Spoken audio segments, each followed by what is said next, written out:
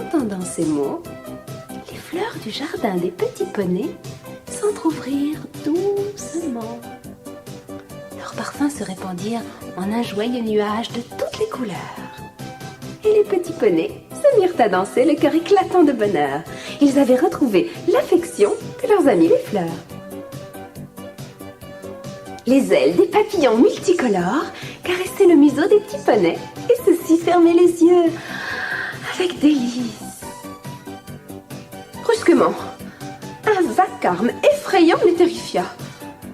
Ils virent surgir un immense monstre de glace aux yeux terribles qui, d'un geste, pétrifia tous les papillons.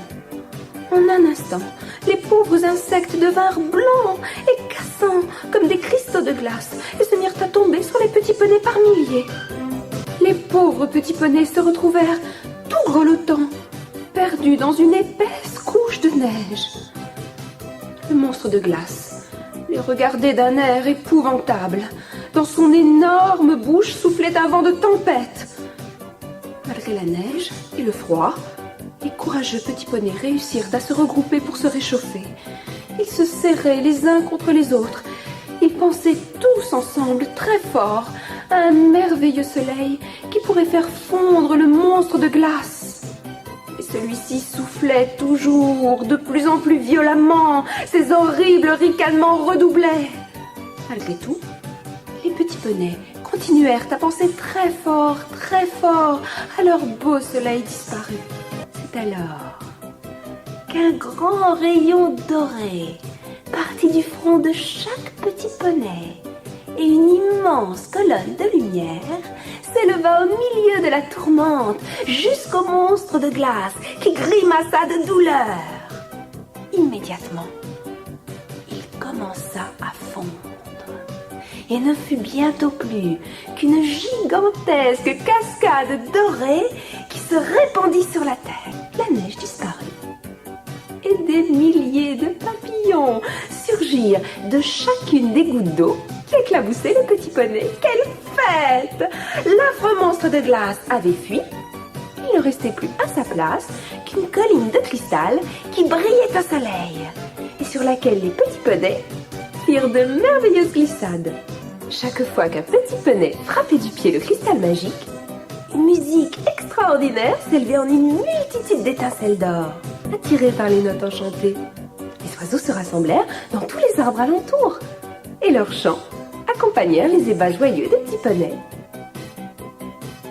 Le soir venu, tout le monde regagna l'écurie merveilleuse.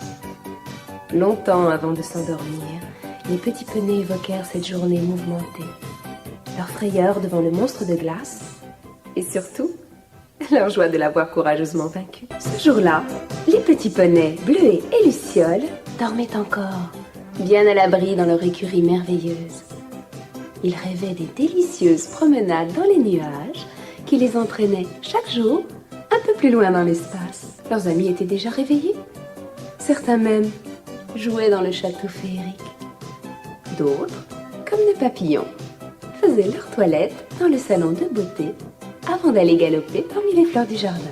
Les fleurs, toutes plus belles les unes que les autres, étaient les amies des petits poneys. À leur passage, elles ouvraient leur corolle aux 1000 parfums pour les saluer et pour les remercier de leur visite. Flocon gambadait dans l'herbe plus douce que la plus douce des fourrures en jouant avec un petit papillon malicieux. Celui-ci s'amusait à se poser sur sa jolie corne et la faisait loucher. Riant aux éclats, Flocon était passé sans la voir près de Pivoine qui tendait vers elle sa magnifique floraison. Devant une telle indifférence, la fleur se referma, le cœur gros. Elle était devenue si triste qu'elle n'essaya même plus d'offrir sa beauté et son parfum à de nouveaux visiteurs. Au début, les petits poneys ne la remarquèrent pas. Il y avait tant de fleurs dans le jardin. Mais voilà que de jour en jour, les fleurs voisines de Pivoine, la voyant si malheureuse, devinrent tristes à leur tour. Et petit à petit, toutes les fleurs du jardin restèrent obstinément closes, malgré la présence amicale des petits poneys. Luciole fut la première à s'en apercevoir. Très inquiète, elle appela ses camarades. Ce fut la consternation. fleurs étaient-elles malades? Que pouvait-il faire pour leur redonner de l'éclat? C'est alors que Flocon eut l'idée de faire appel à l'esprit des pivoines. En effet, il existe pour chaque sorte de plante, fleurs, légumes ou arbres, un esprit qui veille à leur bonne croissance, à leur meilleur épanouissement, qui conseille les jardiniers. Il suffit de faire appel à lui avec confiance. Quand il apparut, tout nimbé de lumière rose, l'esprit de Pivoine avait l'air grave. Il expliqua au petit poney la raison de la maladie des fleurs. Voyez-vous, les fleurs, elles vous offrent ce qu'elles ont de plus beau. Mais si vous refusez leur présent par indifférence ou par distraction, c'est toute la tristesse du monde qui les accable et elles dépérissent.